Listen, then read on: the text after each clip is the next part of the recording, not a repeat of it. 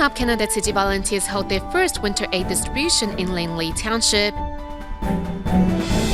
In an in-depth report, we learn the negative impact marine debris has on our ecosystem and marine life.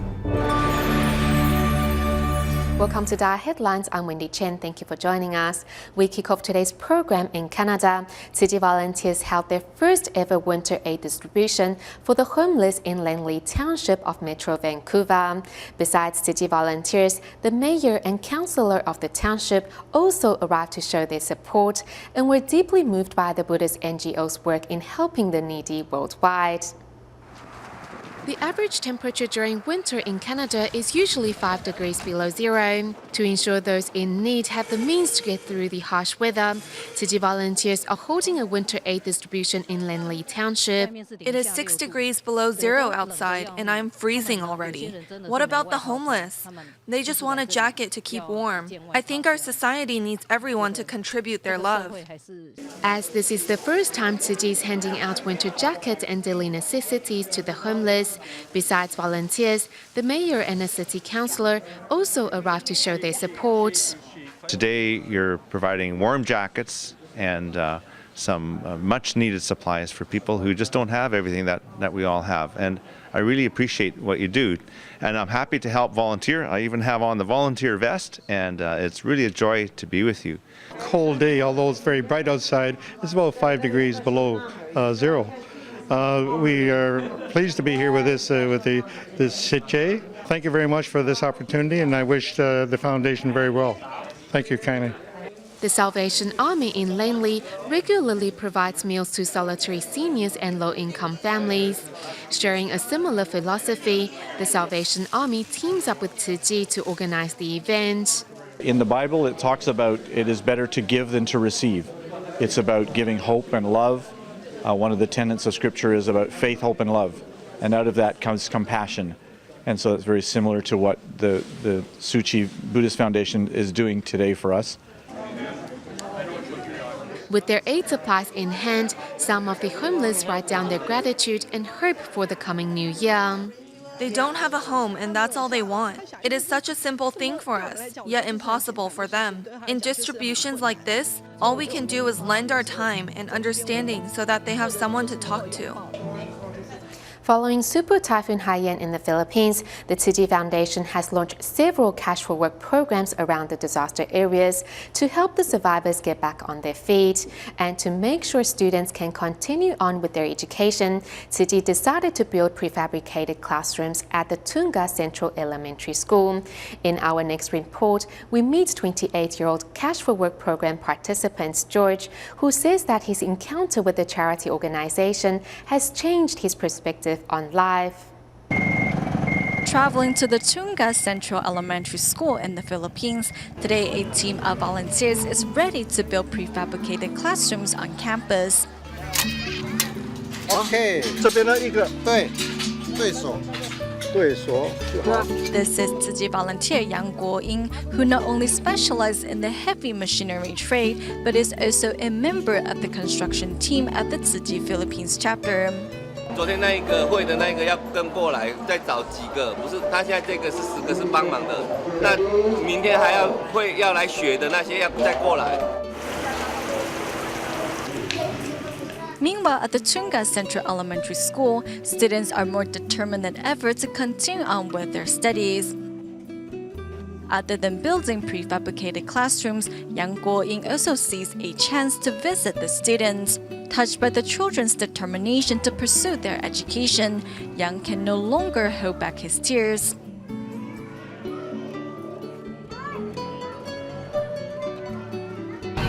We need to hurry up and finish building these prefabricated classrooms as soon as possible.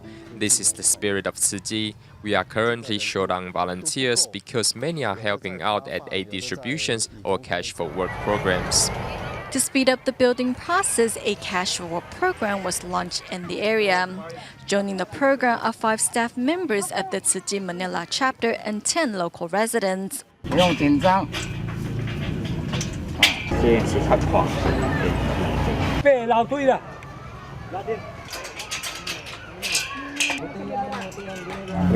At first it was a bit chaotic because of language barrier, but the Tzu Chi brothers are very nice. I'm very thankful that they are here to teach us how to build these buildings.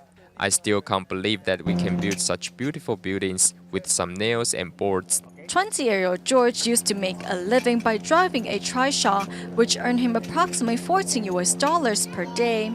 The pay that I receive from driving my motorcycle is more than what I'm getting from Tzu Chi's Cash for Work program. But now I can spend more time with my family. Before I was just earning money for my family, but by working with Tzu Chi, I can help others too. George's 2 children are currently studying at the Tunga Central Elementary School and Tunga National High School. Therefore, he knows that building these prefabricated classrooms can not only help his children, but also the next generation. I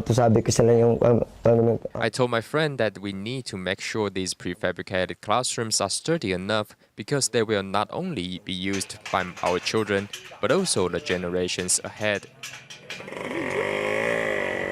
Since joining Tzu Chi's Cash for Work program, George and his friend will ride his motorcycle to the construction site at the Tunga Central Elementary School on a daily basis. We are very lucky that Tzu Chi is here helping us to build these classrooms. Thanks to Tzu Chi's Cash for Work program, participants not only have the means to rebuild their homes, but also reclaim their confidence and dignity. From receiving Tzu Chi's consolation cash to working together with the volunteers, I've realized that Tzu Chi is such a heartwarming organization. Tzu Chi is different. The volunteers care for our children's education. Tzu Chi's love has helped us rebuild our homes and lives. Moving to China, Tzu Chi's work in Hubei province began as early as 1994, and the Buddhist NGO's affinity with Wuhan Children's Welfare Center was formed more than a decade ago. However, it wasn't until 2009 that Tzu Chi volunteers began promoting the charity foundation in the city of Wuhan. Next, we find out how volunteers have, through study groups and Jingsi aphorisms, successfully called on many new bodhisattvas to join their ranks. At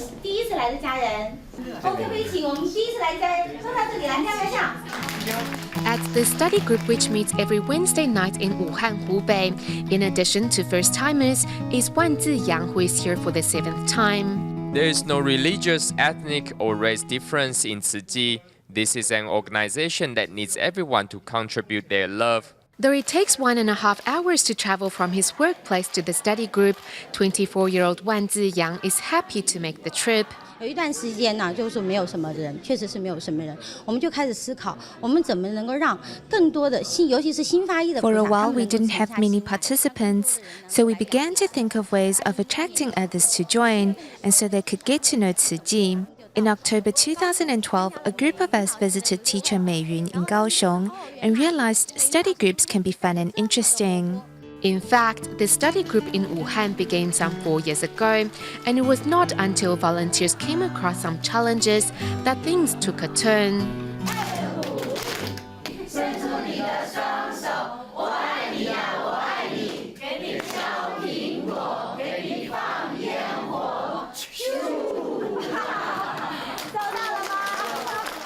We have many first-time participants in our study groups, and some don't even know what Tzu Chi is. So what do we talk to them about? It has to be kept simple. We try to create a warm and loving atmosphere.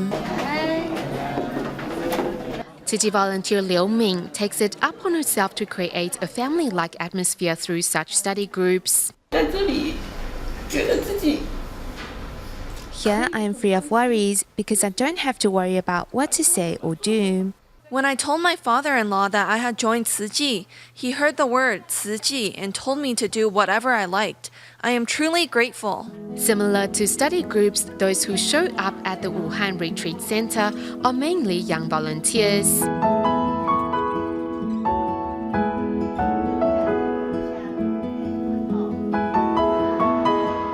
First of all, I hope that everyone will take Tzu Chi to heart, and I also hope that this will become a training ground for our bodhisattvas.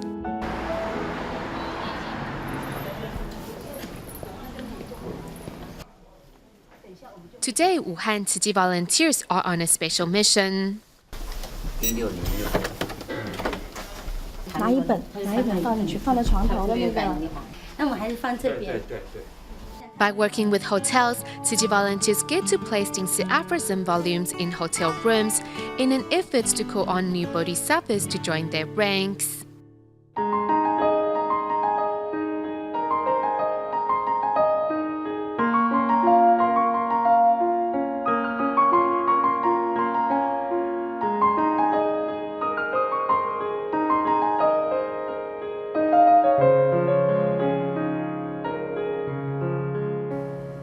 Did you know that land-based discharge of human-made debris comprises the largest source of marine debris in oceans worldwide?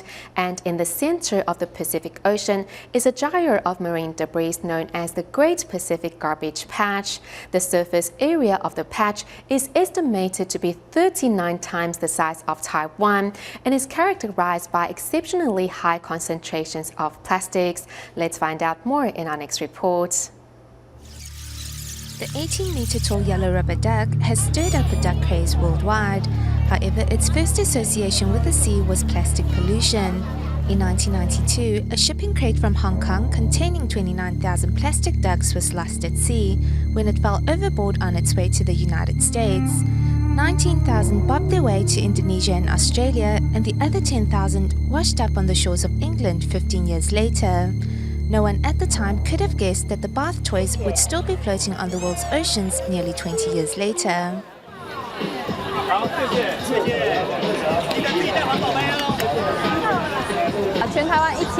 Taiwan produces the equivalent of 2,000 rubber ducks of plastics in one day. Therefore, we really want to emphasize the serious environmental consequences this has and to encourage the general public to be more vigilant in their use of plastics.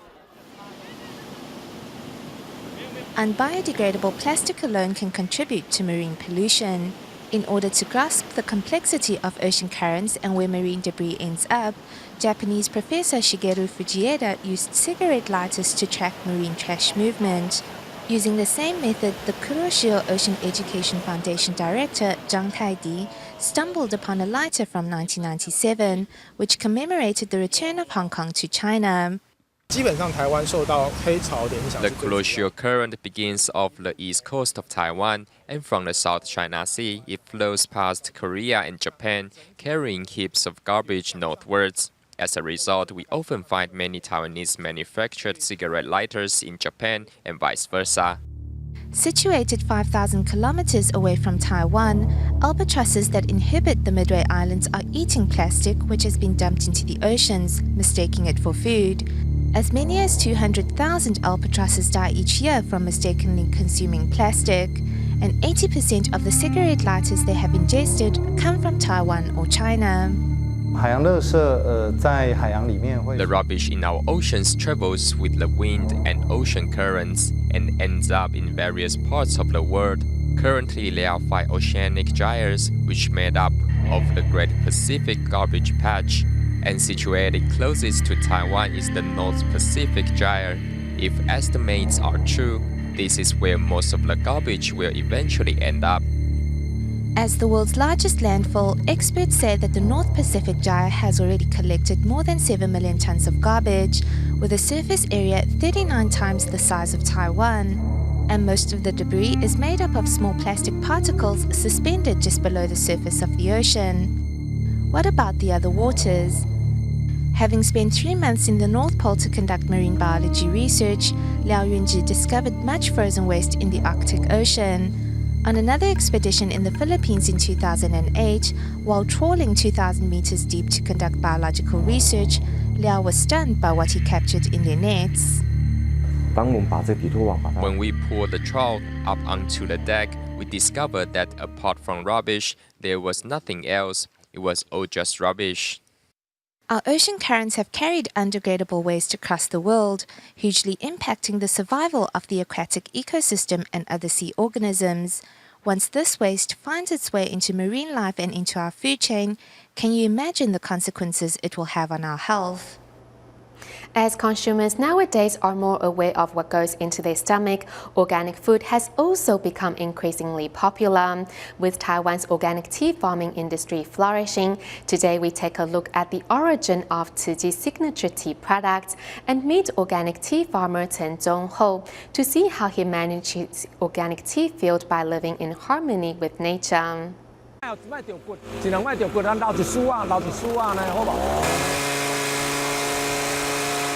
This is tea farmer Chen Zhongho, who is busy working in his tea field in Miaoli Sanyi for the upcoming harvest. Chen solely grows organic tea at his 28-hectare tea farm, which is also the origin of Tzu Chi's signature tea products. As these tea leaf pickers are busy plucking and chit-chatting, the tea farm is invariably filled with limitless vitality. Before they start plucking tea leaves each harvest season, Chen would first sweep over the plants with both hands to assess their maturity. If the tea leaves are spongy, they are not yet ready to be picked. However, if they become less spongy, you have to pick them within 2 or 3 days. Insistent on using organic methods to grow his tea trees, Chen's tea farm was once ravaged by pests and insects. Following the spring harvest in 2010, I found that each tea tree was overwhelmed by hundreds of caterpillars. I didn't encounter such a situation before, and I didn't know what to do. Since using pesticides is not an option, Chen decided to leave them alone. 2 or 3 days later, I saw a few egrets flying over the tea trees, and they ate the caterpillars one after another. Within 2 weeks, the caterpillars all vanished. At that moment, I felt very grateful towards Mother Nature. How wonderful the natural ecosystem is. Then Chen has learned that following the course of nature is the most effective solution. Every creature has its necessity and purpose for living in this world. As we carry out organic farming, we need to first respect all wildlife. Giving space to wildlife also helps plants grow. When worms grow in the soil, they turn the soil fluffier and softer. As the soil turns fluffy and soft, it can easily retain water. And when the soil turns porous, it contains a higher level of oxygen. With the porous and watery soil, Chen's tea trees will certainly grow up healthy. Whether in the rain, Chen spreads fertilizer prior to the upcoming winter harvest. In the winter, bacteria attaches on the leaves, so we use the enzyme and watery fertilizer to wash it off. The formula of Chen Zhongho's fertilizer is not a chemical compound you can find in the market. This organic fertilizer contains a lot of amino acids. It helps generate catechin and tea polyphenols so the tea will taste sweet. Other than practicing organic farming, Chen also insists on using vegetarian fertilizer. After using animal fertilizers for many years, the soil of this land begins to lack certain micronutrients. Only when we replenish the soil with these micronutrients will the quality of our tea leaves improve as a result. Chen's tea leaves absorb the essence of the earth and possess the most natural tea flavor. After years of organic farming, this tea field has returned to its original state and form. Living in harmony with nature has been Chen Zhongho's principle in his organic tea business. From hand-picked green tea in the spring to oolong tea during the winter, his enthusiasm and compassion will continue to benefit himself and the land around him. Also in Taiwan, Keelung Tzu Chi volunteers organized their year-end blessing ceremony last weekend at the Keelung Cultural Center. This year, the volunteers put on the story of former care recipient Liu Ruiqiang, who used to be a lost soul, yet today has become a Tzu Chi volunteer, helping more people like himself. This performance centers around the story of Liu Ruiqiang, who used to be addicted to the good life. The volunteers' realistic performance once again reminds Liu of his past mistakes. When I watched the play, I felt like I was back in the old days. So I reminded myself not to repeat those past mistakes. Next, a video plays the story of volunteer Liu and Ahan. Thanks to Liu's care and love, Ahan's life has changed for the better. Today, he is here to say his thanks to Tzu Chi. I want to be like the Tzu Chi brothers and sisters. I want to learn their spirit, which is also Master Zheng Yan's Dharma. Every year, countless members of the public attend Tzu Chi's year-end blessing ceremonies. Although I'm a Christian, I like the Tzu Chi Foundation very much. I often share Tzu Chi's philosophy with my church friends. Prior to the year-end blessing ceremony, the volunteers spend extra hours in planning and rehearsal so that everything will be perfect before the final presentation. When we were doing a rehearsal, sometimes we will improvise to make the performance more attractive. This year, volunteer Zhou Shuyun is once again the chief coordinator of the event. Through dramas and other programs, we try to present the beauty of Tzu Chi to audience members. This is the third year Tzu Chi volunteers in Keelung are holding their year-end blessing ceremony at the Keelung Cultural Center. Nevertheless, the decoration of the venue has been far from easy. The problem of this venue is that you cannot do the prep work on site. You cannot bring water or use adhesive either. However difficult it is organizing such events, the increasing number of the attendees has made volunteers feel all their efforts are worthwhile. Moving to Hong Kong at the DaAi Tzu Chi recycling station, Tzu Chi volunteers recently taught a group of children how to properly sort recyclables into the right categories, allowing them to gain new knowledge as well as hands-on experience. Let's take a look. For this young recycling team, taking apart old videotapes is a new and refreshing task. Not only do the children enjoy the activity, but it also teaches them the importance of recycling. There are so many things in the world that can be recycled. Things I never imagined. If not recycled, these items end up in garbage dumps, so people should not be wasteful. Today, Tzu Chi volunteers are teaching these little bodhisattvas tips on recycling, turning the DaAi recycling station into a mini education booth.